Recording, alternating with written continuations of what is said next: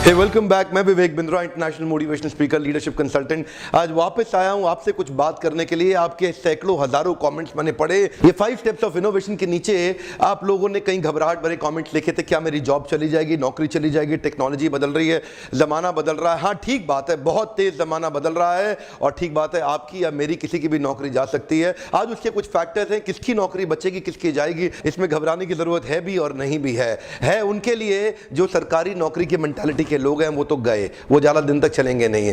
Artificial intelligence आ गया है, robots आ गए हैं, जो अमेरिका के अंदर तरह तरह की रिसर्च जो कि ऑक्सफोर्ड ने भी करी और इनफैक्ट ओबामा के सेक्रेटेरिएट ऑफिस ने भी दे दिया एक रिसर्च कि 2030 तक 50% जॉब्स अमेरिका के अंदर रोबोट्स और आर्टिफिशियल इंटेलिजेंस खा जाएंगे। जॉब्स खत्म होने वाली हैं, जितने भी रिपीटेटिव नेचर की जॉब्स हैं वो सब चली जाएंगी। जिस जॉब के अंदर क्रिटिकल थिंकिंग नहीं है, क्रिटिकल एनालिसिस नहीं है, जिस जॉब के अंदर रिसर्च बेस्ड या सुपर स्पेशलिटी नहीं है, वो तो जॉब चली जाएगी तुरंत, इमीडिएटली। जो लोग कंटिन्यूअसली इवॉल्व कर रहे हैं, जो कंटिन्यूअसली आगे निकल रहे हैं, एवोल्यूशन से रेवोल्यूशन पे जा रहे हैं, उनके लिए घबराने की कोई बात नहीं है। कई मेजर्स हैं, देखिए मैं कुछ जॉब्स बताने वाला हूं जो एकदम खत्म हो जाएंगी। देखिए, 2 तरह की एक्टिविटीज होंगी, लेस ऑटोमेटेबल एक्टिविटीज और मोर ऑटोमेटेबल एक्टिविटीज। ये लेस ऑटोमेटेबल एक्टिविटीज वो हैं जिनको ऑटोमेटिक ढंग से नहीं किया जा सकता और मोर ऑटोमेटेबल एक्टिविटीज ये वो हैं जिन्हें ऑटोमेशन के द्वारा कोई रोबोट या आर्टिफिशियल इंटेलिजेंस अपने आप कर जाएगी। जिस काम में रिपीटिशन है,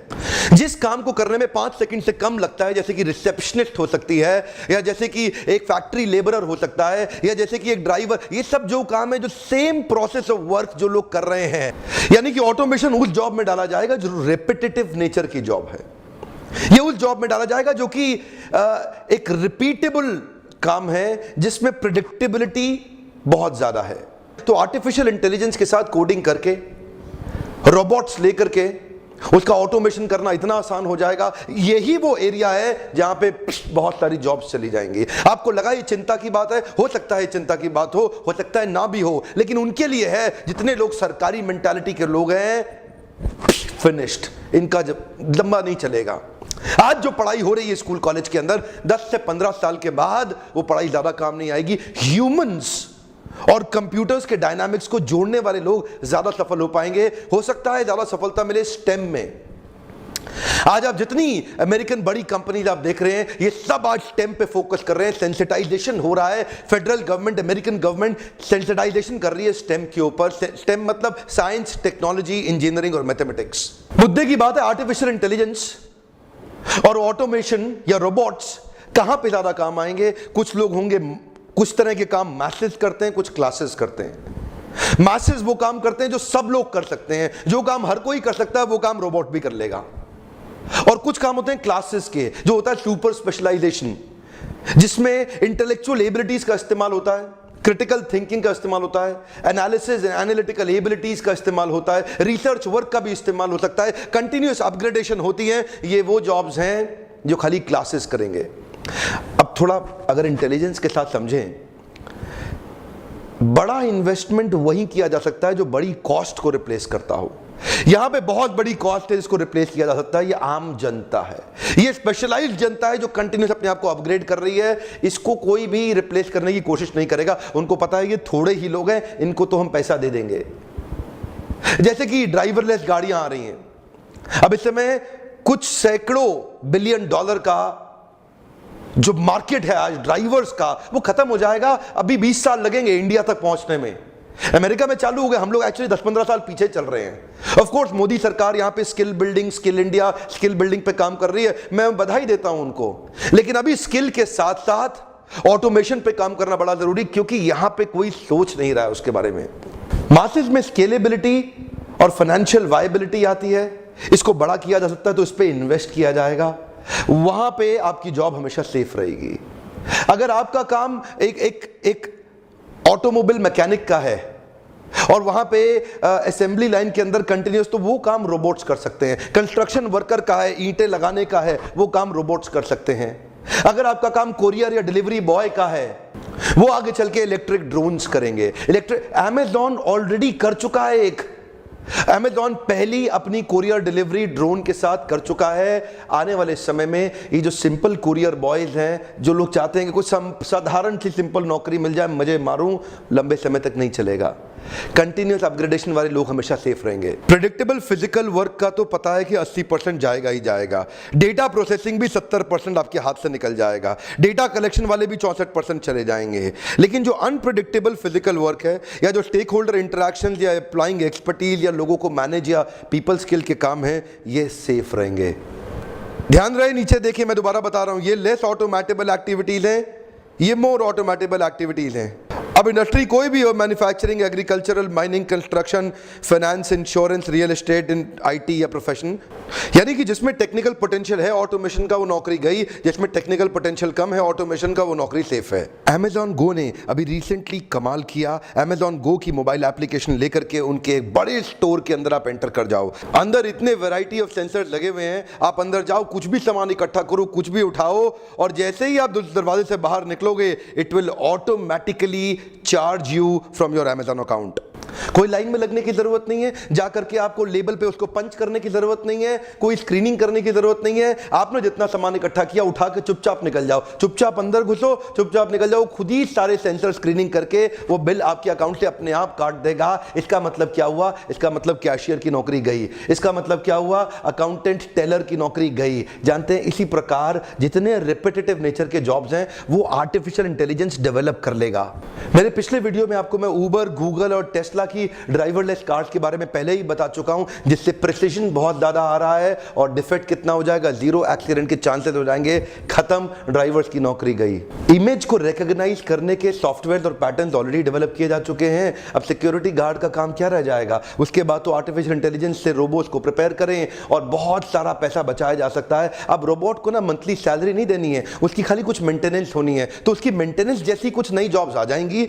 तो इसका मतलब क्या, जॉब्स खत्म नहीं होंगी पूरी तरह से, कुछ नई जॉब्स आ जाएंगी, उनको अपग्रेड करने की आ जाएंगी, उनको टेक्निकली मैनेज करने की कुछ जॉब्स आ जाएंगी। लेकिन ये जॉब्स कम होंगी, ये उन्हीं लोग की हैं जो कंटिन्यूअसली अपने आप को अपग्रेड कर रहे हैं। अकाउंटेंट की, एक टेलर की या डेटा एनालिसिस की, आर्टिफिशियल इंटेलिजेंस में ब्लैक बॉक्स के अंदर परम्यूटेशन कॉम्बिनेशंस को जोड़ के उसके अंदर आप बहुत बड़ा millions and billions of data डाल दो, वो फट फट फट उसको एनालाइज करेगा, प्रेडिक्ट करके डिसीजन लेने की क्षमता होगी। तो अकाउंटेंट की, टेलर की, इन सब की जॉब्स जाएगी। एक रूटीन सर्जन, एक ऐसा डॉक्टर जो अपने आप को इंप्रूव नहीं कर रहा, उसके लिए ऑलरेडी सर्जरीज के लिए हम रोबोट्स का अरेंजमेंट और यूजेज बहुत समय से चल ही रहा है। ज्यादा दूर मत जाइए, 7.5 लाख रोबोटिक सर्जरीज ऑलरेडी हो चुकी है। आज 2017 में बता रहा हूं आपको। टोटल 702 तरह की जॉब्स हैं, पर उनका नेचर एक जैसा ही है। अगर वो परम्यूटेशंस को नहीं कैलकुलेट कर पाते हैं, वो डिविएशंस नहीं निकाल पाते हैं, वो आर्टिकुलेशंस नहीं कर पाते, क्रिटिकल थिंकिंग नहीं है,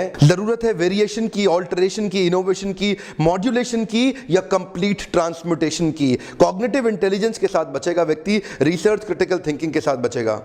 पहले मैंने सोचा था ये खाली बज़ वर्ड है, आर्टिफिशियल इंटेलिजेंस आएगा चला जाएगा, लेकिन ऐसा नहीं है, बड़ी प्रोफाउंड साइंस है ये। ध्यान से देखिए, फायदे नुकसान दोनों है। एक एरर फ्री सोसाइटी का सपना बनाया गया है। स्पीड ऑफ एग्जीक्यूशन बहुत तेज होगी, डिसीजंस बहुत तेज होंगे, ताकि लाइफ को आसान किया जाए और बड़े प्रोजेक्ट्स को कम समय में अचीव किया जाए। स्केलेबिलिटी इतनी ज्यादा हो जाएगी कि अगर एक प्रोजेक्ट को एस्टैब्लिश करने में आज 3 साल लग रहे हैं, तो हो सकता है आगे 30 दिन के अंदर हो जाए। जो आप में से कई लोग गाड़ी खरीदने के शौकीन हो ना, बहुत ज्यादा, जरा मेरी बात को ध्यान से सुनिएगा। आपकी गाड़ी लगभग 90 से 95% समय आइडल रहती है, उसका इस्तेमाल नहीं होता। 5% समय ही आप एक गाड़ी का इस्तेमाल कर पाते हैं। मॉर्निंग में 1 घंटा ऑफिस पहुंचने में, शाम को 1 घंटा घर पे पहुंचने में, यानी कि 24 में से केवल 2 घंटा आपने गाड़ी का इस्तेमाल किया, बाकी 22 घंटा गाड़ी खाली खड़ी रहती है और रोज डेप्रिशिएट होती है। ये एक ऐसी इन्वेस्टमेंट है जिसका ईगो सैटिस्फैक्शन तो हो सकता है, लेकिन पैसे का इससे कोई बेनिफिट नहीं डराइव हो रहा है। आज घर खरीदो, अप्रिशिएट हो सकता है, ज्वेलरी गोल्ड खरीद लो, अप्रिशिएट हो सकता है, वो अप्रिशिएटिंग एसेट है। गाड़ी तो केवल डेप्रिशिएटिंग एसेट है। अच्छा, आप में से जो लोग इंडियंस हैं, आप जानते हैं ओला के अंदर 40% कॉस्ट खाली ड्राइवर की है। इमेजिन करिए कि कल को ड्राइवरलेस गाड़ियां हो गई, वही गाड़ी आपको 40 to 50% और लेस प्राइस पे मिलेगी। इमेजिन करिए अगर ड्राइवरलेस गाड़ियां हो गई, तो वही गाड़ी जिसकी आज ओला की कॉस्ट 40 to 50% ड्राइवर की है, वो 40% कॉस्ट, 50% कॉस्ट का बेनिफिट सीधा आपको जाता है। होगा क्या, आप में से कई लोग आने वाले 10 साल के बाद गाड़ी कभी नहीं खरीदेंगे। आपको लगता है आपको कन्वीनियंस है? नहीं, उस समय कन्वीनियंस इतनी ज्यादा होगी कि रात को 2 बजे भी आपको गाड़ी खट से मिलेगी। आपके इमोशंस और आपकी किसी और की नींद पे आपको निर्भर कभी नहीं होना पड़ेगा।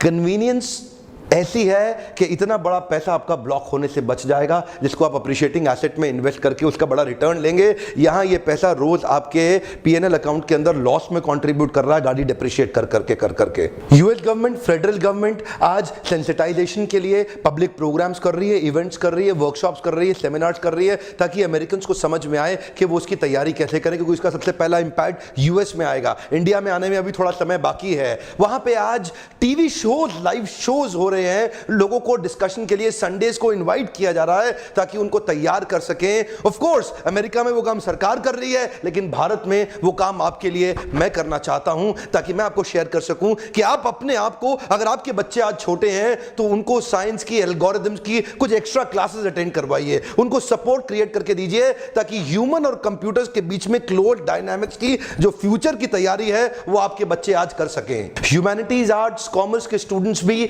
अपनी सुपर स्पेशलाइजेशन को ढूंढे, अपनी यूनिक सिग्नेचर स्ट्रेंथ को आइडेंटिफाई करें, जिसको कल्टीवेट करें, और साथ साथ आज आईटी फॉर नॉन आईटी के कई सेमिनार्स, प्रोग्राम्स हो रहे हैं। आईटी फॉर नॉन आईटी के प्रोग्राम्स, यानी कि नॉन आईटी का मतलब जिस बच्चे ने कभी आईटी नहीं पढ़ी है, उनके लिए भी बेसिक आईटी कोर्सेज हो रहे हैं, जिसको समझने से आप अपने आप को इक्विप कर सकेंगे, तैयार कर सकेंगे। अच्छा, मैनेजमेंट ग्रेजुएट को बहुत बधाई हो, आपकी नौकरी आसानी से खतरे में कभी नहीं आएगी, क्योंकि आप बड़ी टीम को मैनेज कर रहे हैं, एक टीम को डेवलप कर रहे हैं, कल्टीवेट कर रहे हैं। एक डिपार्टमेंट और डिवीजन को अगर आप मैनेजरियली लीड कर सकते हैं और आपके अंदर अगर लीडरशिप स्किल्स हैं, तो आपकी नौकरी कभी खतरे में नहीं आएगी, जिसके लिए मैं ओपन हाउस वर्कशॉप्स भी करता हूं। आप वहां भी आ सकते हैं, नहीं तो आप वीडियो लगातार देखते ही रहेंगे।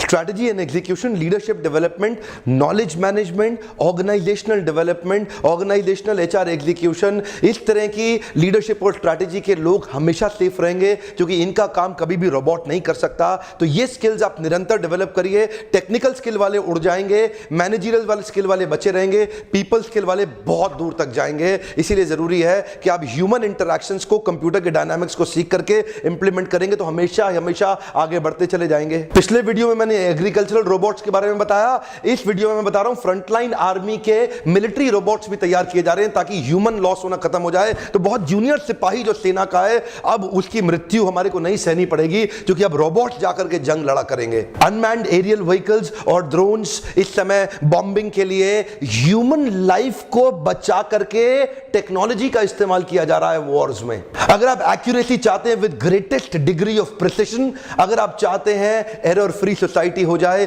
तो देखिए कुछ फायदा भी होगा और कुछ नुकसान भी होगा, लेकिन उपाय केवल एक ही है, make learning your only constant. Come on, one more time, make learning your only constant. मैं उन लोगों को बधाई दे रहा हूं, आप जो व्यूअर्स हैं, आपको बधाई दे रहा हूं कि इस समय आप बैठ के सनी लियोनी के वीडियोस देख सकते थे, इस समय बैठ के आप फिल्मी गाने भी सुन सकते थे, पर आपने इस वीडियो को एंड तक देखा। यही शो कर रहा है कि आपका लर्निंग को लेके एडिक्शन, आपका लर्निंग को लेकर के कल्चर जो अपने माइंड में डेवलप किया, यही आपको बचा के लेके जाएगा। आपको क्या लगता है, नीचे लिखिए। आर्टिफिशियल इंटेलिजेंस और रोबोटिक ऑटोमेशन के बारे में आपका विचार क्या है, नीचे लिखिए। इसका फायदा, नुकसान, what do you feel? I would like to hear your comments also. Video like करेंगे तो मुझे अच्छा लगता है, और अगर इस भारत को एम्पावर करने के मिशन में आप मेरी मदद करना चाहते हैं, तो अपने कुछ खास दोस्तों को यह वीडियो जरूर शेयर कर दिएगा। वीडियो देखने के लिए आपका बहुत बहुत धन्यवाद। सब्सक्राइब नहीं किया है, जरूर कर लीजिए, क्योंकि इस तरह के पावरफुल कई वीडियोस में डालने वाला हूं। बेल पे क्लिक करेंगे तो आपसे मिस नहीं होगा। Thank you very much.